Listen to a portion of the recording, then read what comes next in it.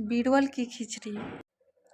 एक बार बादशाह अकबर ने घोषणा की कि जो आदमी सर्दी के मौसम में नदी के ठंडे पानी में रात भर खड़ा रहेगा उसे भारी भरकम तोहफे से पुरस्कृत किया जाएगा। एक गरीब धोबी ने अपनी गरीबी दूर करने की खातिर नदी में घुटने तक डूबे रहकर पानी में ठिठुरते हुए सारी रात बिता दी। बाद में वह बादशाह के दरबार में अपना इनाम लेने पहुंचा। बादशाह अकबर ने उससे पूछा, तुमने कैसे सारी रात बिना सोए खड़े खड़े ही नदी में रात बिताई? तुम्हारे पास क्या सबूत है? धोबी ने उत्तर दिया, जहां पनाह, मैं सारी रात नदी किनारे के महल के कमरे में जल रहे चिराग को देखता रहा और इस तरह जागते हुए सारी रात नदी के ठंडे जल में गुजारी। चिराग की गर्मी लेकर सारी रात पानी में खड़े रहे और इनाम चाहते हो? सिपाहियों, इसे जेल में बंद कर दो। बादशाह ने क्रोधित होकर आदेश दिया। बीरबल भी दरबार में था। उसे यह देख बुरा लगा कि बादशाह नाहक ही उस गरीब पर जुल्म कर रहे हैं। बीरबल दूसरे दिन दरबार में नहीं आए, जबकि उस दिन दरबार की एक आवश्यक बैठक थी। बादशाह ने एक खादिम को बीरबल को बुलाने भेजा।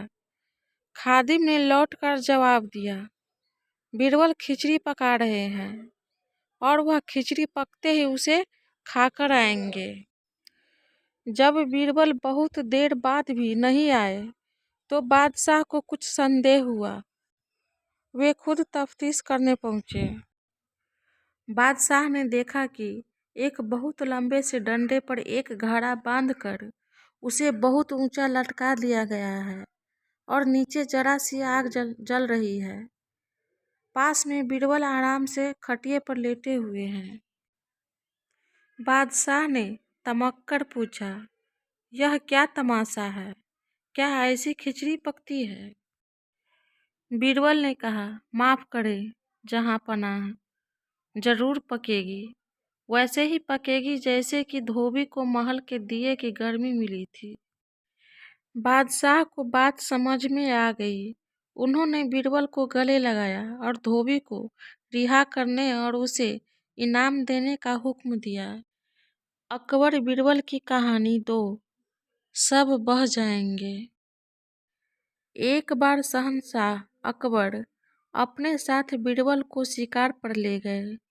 उनके साथ सेना की एक टुकड़ी और कुछ सेवक भी थे। शिकार करके कुछ एक दिनों में अकबर लौटने लगे। तभी रास्ते पर एक गांव को देखकर बादशाह के मन में उसके बारे में जानने की इच्छा लगी। उन्होंने तुरंत अपने साथ आए बीरबल से पूछा कि क्या तुम इस गांव के बारे में कुछ जानते हो? मुझे इस जगह के बारे में जानना है। बीरबल ने जवाब दिया, शहंशाह, मुझे भी इस गांव के बारे में कुछ नहीं पता है। अपने राज्य के इस गांव की तरफ मैं भी पहली बार ही आया हूँ। आप यहाँ के बारे में जानना चाहते हैं तो मैं किसी से पूछकर बताता हूँ। तभी बीरबल की नज़र एक आदमी पर पड़ी। उन्होंने उसे अपने पास बुलाकर पूछा, भाई, क्या तुम इसी गांव के रहने वाले हो? अगर हाँ, तो इस गांव के बारे में मुझे सब कुछ बता दो। यहाँ सब बढ़िया तो चल रहा है ना? वो आदमी बीरबल के सवालों का जवाब दे ही रहा था कि उसकी नज़र बादशाह पर पड़ गई। उसने उन्हें पहचान लिया। फिर बोला कि साहब, आप लोगों के राज में यहाँ सब कुछ खराब कैसे हो सकता है? यहाँ सब कुछ बढ़िया है। तब बादशाह ने उससे पूछा, तुम्हारा नाम क्या है?